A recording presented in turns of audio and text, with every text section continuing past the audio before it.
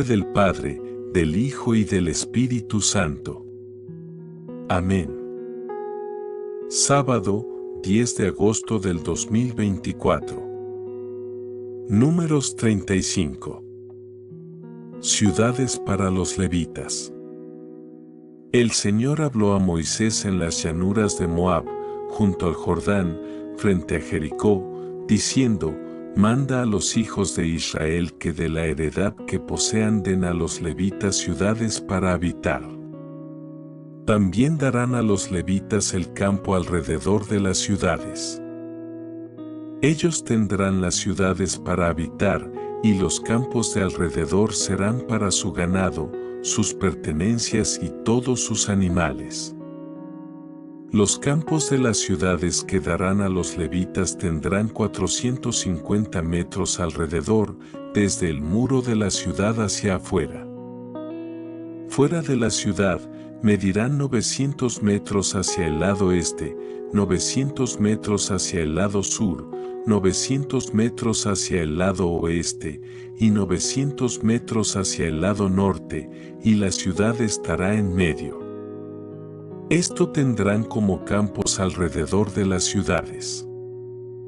De las ciudades que darán a los levitas, 6 ciudades serán de refugio, para que cualquier homicida se refugie allí. Aparte de estas, les darán 42 ciudades. Todas las ciudades que darán a los levitas serán 48 ciudades con sus campos alrededor. Respecto a las ciudades que darán de la posesión de los hijos de Israel, del que tiene mucho tomarán mucho y del que tiene poco tomarán poco. Cada uno dará de sus ciudades a los levitas, según la heredad que reciba. Ciudades levitas de refugio.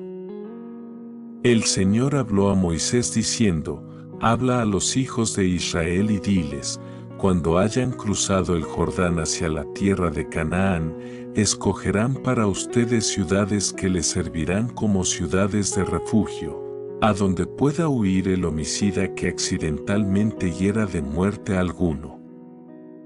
Estas ciudades les servirán para refugiarse del vengador, de manera que el homicida no muera antes de comparecer para juicio delante de la congregación. De las ciudades que darán, 6 serán ciudades de refugio. Darán 3 ciudades al otro lado del Jordán y darán 3 en la tierra de Canaán, y serán ciudades de refugio. Estas 6 ciudades servirán de refugio a los hijos de Israel, al forastero y al advenedizo que se encuentre entre ellos, para que huya allí cualquiera que accidentalmente hiera de muerte a otro. Sobre el juicio contra los homicidas. Si lo hiere con un instrumento de hierro, y él muere, es un asesino. El asesino morirá irremisiblemente. Si lo hiere con una piedra, con la cual pueda causarle la muerte, y él muere, es un asesino. El asesino morirá irremisiblemente. Si lo hiere con instrumento de madera, con el cual pueda causarle la muerte, y él muere, es un asesino. El asesino morirá irremisiblemente. El vengador de la sangre matará al asesino, cuando lo encuentre, lo matará. Si por odio lo empuja o arroja algo contra él intencionadamente, y él muere, o si por hostilidad lo hiere con su mano, y él muere, el que lo ha herido morirá irremisiblemente. Es un asesino. El vengador de la sangre matará al asesino cuando lo encuentre. Pero si lo empuja de repente sin hostilidad, o tira sobre él cualquier instrumento sin intención, o si sin verlo hace caer sobre él alguna piedra que pueda causarle la muerte, y él muere, no siendo él su enemigo ni procurando su mal, entonces la congregación juzgará entre el homicida y el vengador de la sangre, conforme a estos decretos.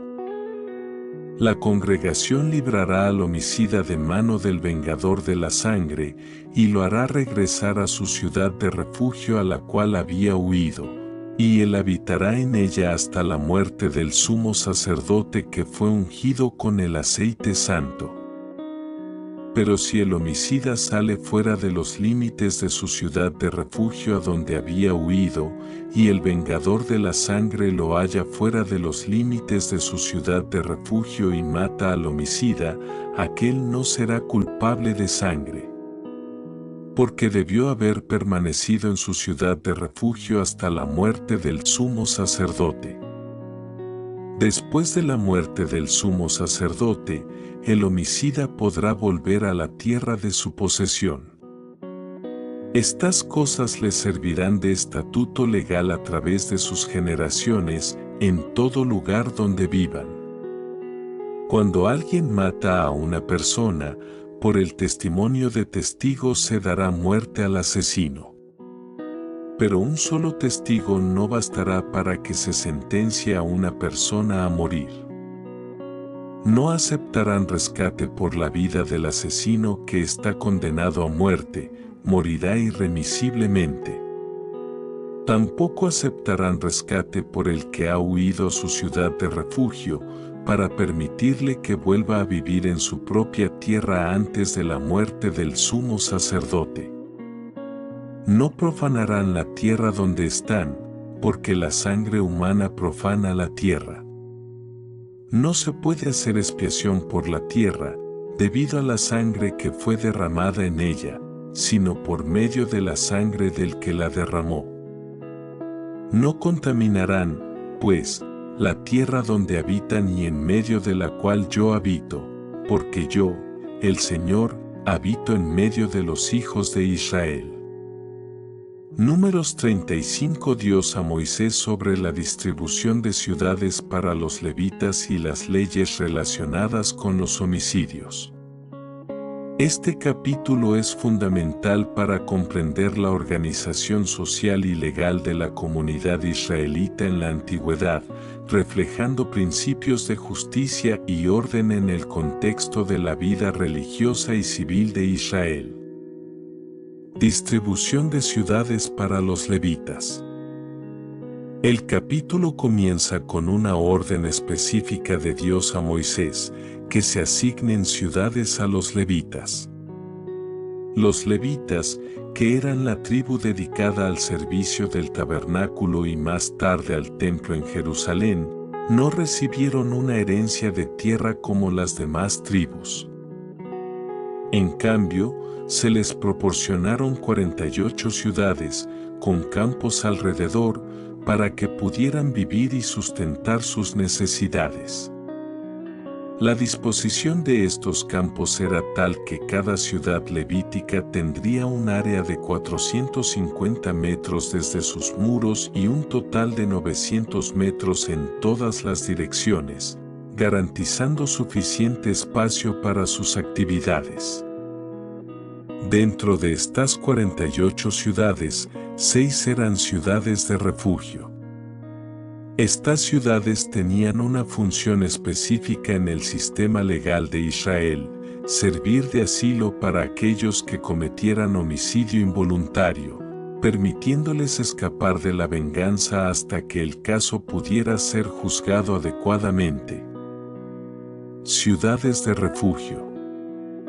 Las ciudades de refugio eran cruciales para garantizar justicia y evitar el ciclo de venganza personal que podría desestabilizar a la comunidad.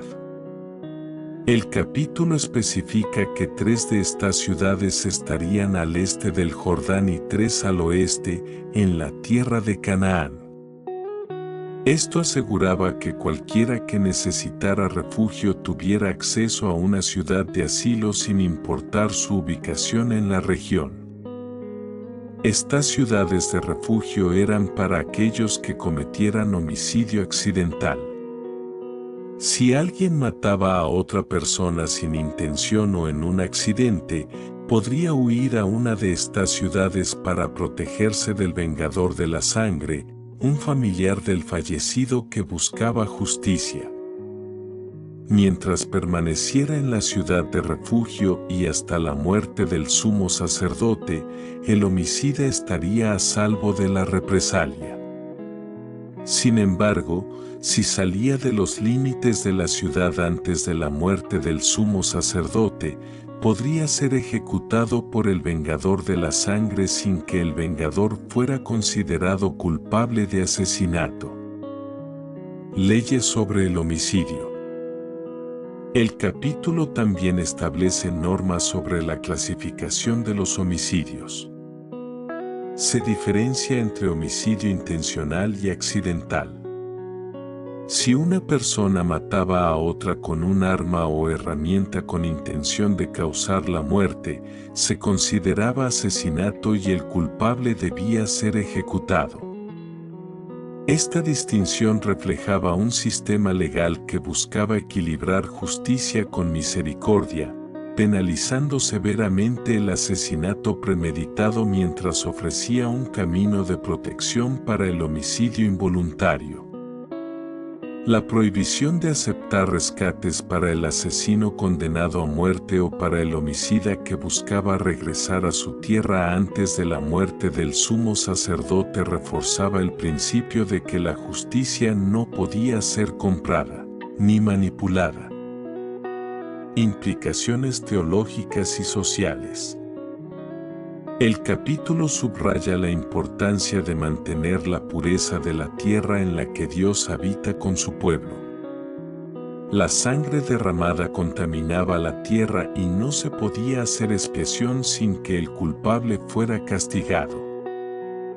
Este principio reflejaba una visión teológica en la que la justicia y el orden social eran esenciales para la santidad del pueblo y la presencia divina en medio de ellos. La legislación descrita en Números 35 no solo establecía un sistema de justicia penal y civil, sino que también afirmaba la importancia de la tribu levítica como mantenedora de la espiritualidad y la justicia en Israel. Las ciudades de refugio ofrecían una forma de reconciliación y protección, reflejando un equilibrio entre la justicia retributiva y la protección de aquellos que no actuaron con malicia. En resumen, Números 35 muestra cómo la estructura social y legal de Israel estaba intrínsecamente ligada a su vida religiosa, con un enfoque en la justicia, la protección y la preservación de la santidad del pueblo y de la tierra. La función de las ciudades de refugio en la justicia comunitaria. Las ciudades de refugio en Números 35 no solo sirvieron para ofrecer protección al homicida involuntario, sino que también establecieron un sistema que equilibraba justicia y misericordia. Este mecanismo prevenía el ciclo de venganza personal que podría escalar a violencia continua. Al permitir que los homicidas involuntarios se refugiaran en estas ciudades, se evitaba la justicia por mano propia y se aseguraba que el caso fuera tratado con imparcialidad. Esta práctica reflejaba un deseo de evitar la escalada de conflictos y de promover una resolución ordenada y justa. La importancia del sumo sacerdote en el proceso judicial. La duración del refugio en las ciudades estaba ligada a la vida del sumo sacerdote. Esta conexión entre el sumo sacerdote y el estatus de protección del homicida subraya el papel crucial del liderazgo espiritual en la comunidad. La muerte del sumo sacerdote simbolizaba un nuevo comienzo y el cierre de una etapa de juicio y protección, permitiendo que el homicida regresara a su tierra de posesión. Este aspecto del sistema legal muestra cómo la comunidad integraba sus instituciones religiosas en su estructura de justicia civil. El papel de las ciudades de refugio en la vida religiosa y social. Las ciudades de refugio no solo cumplían una función legal, sino que también desempeñaban un rol social y religioso significativo. Al ser habitadas por los levitas, quienes estaban dedicados al servicio religioso, estas ciudades también ayudaban a integrar la vida religiosa y la justicia comunitaria. Esto proporcionaba a los levitas una plataforma para educar y guiar a la población en cuestiones legales y morales, y ofrecía un espacio donde la fe y la ley podían entrelazarse de manera efectiva. Principios de justicia en el sistema legal. El sistema descrito en Números 35 refleja un enfoque sistemático y estructurado hacia la justicia que buscaba garantizar que el castigo se ajustara al tipo de delito cometido.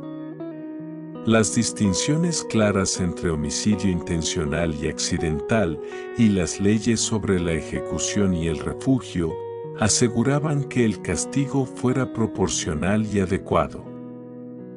La legislación sobre la no aceptación de rescates y la necesidad de múltiples testigos para condenar a muerte muestra un compromiso con la equidad y la precisión en el juicio.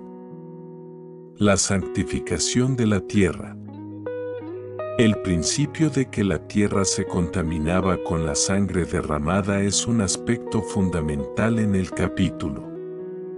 Esta idea subraya la creencia en la conexión intrínseca entre la justicia humana y la santidad de la tierra. La justicia, por lo tanto, no solo tenía implicaciones para las personas involucradas, sino también para la tierra misma, en la que Dios había elegido habitar.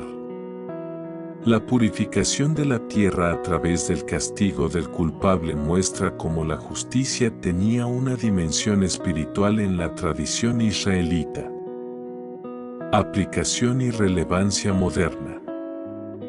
Aunque la práctica de las ciudades de refugio no se aplica en el mundo moderno de la misma manera, los principios subyacentes todavía tienen relevancia. La búsqueda de justicia equitativa, la protección de los inocentes y la necesidad de sistemas legales que integren principios éticos y morales son temas universales que trascienden las épocas. La legislación de Números 35 ofrece un modelo de cómo las comunidades pueden abordar el conflicto y la justicia de manera ordenada y reflexiva, proporcionando lecciones sobre la integración de la moralidad en la ley y el equilibrio entre la retribución y la rehabilitación. Reflexión teológica. Desde una perspectiva teológica, Números 35 también invita a reflexionar sobre la relación entre Dios, la justicia y el orden comunitario. La implementación de leyes justas, el cuidado por la santidad de la tierra y la provisión de protección para aquellos en circunstancias especiales reflejan un compromiso con los principios divinos de justicia, equidad y misericordia. La presencia de Dios en medio del pueblo es una constante recordatorio de que el orden social y la justicia están profundamente relacionados con la vida espiritual y la obediencia a los mandatos divinos. En conclusión, Números 35 ofrece una visión compleja y matizada de la justicia y la organización social en la antigua Israel. A través de la asignación de ciudades a los levitas y el establecimiento de ciudades de refugio, se demuestra un esfuerzo por crear un sistema de justicia que equilibre la severidad con la protección, manteniendo al mismo tiempo la santidad de la tierra y la integridad de la comunidad. Estos principios siguen siendo significativos al ofrecer una base para reflexionar sobre la justicia y la ética en contextos tanto antiguos como contemporáneos. En conclusión, Números 35 proporciona una perspectiva profunda sobre cómo la justicia y la santidad se entrelazan en la vida de la comunidad israelita. A través de la asignación de ciudades a los levitas y la implementación de ciudades de refugio, el texto no solo organiza la distribución territorial y el refugio para los necesitados, sino que también integra principios de justicia equitativa y protección comunitaria. La legislación refleja un esfuerzo consciente por equilibrar la severidad de las leyes con la misericordia y la rehabilitación, mientras se mantiene un firme compromiso con la santidad de la tierra y el orden divino. Estos principios, aunque específicos a un contexto antiguo, siguen ofreciendo lecciones valiosas sobre la integración de la ética en la ley y la importancia de un sistema de justicia que sea justo, equilibrado y reflexivo. La interrelación entre las instituciones religiosas y legales, la consideración de la justicia tanto a nivel individual como comunitario, y la reverencia por la santidad del entorno subrayan la relevancia continua de estos principios para la comprensión moderna de la justicia y el orden social. Números 35, por tanto, no solo documenta una estructura legal y social, sino que también invita a una reflexión más profunda sobre cómo las leyes y la moralidad pueden coexistir para crear una comunidad justa y santa. En el nombre del Padre, del Hijo y del Espíritu Santo. Amén.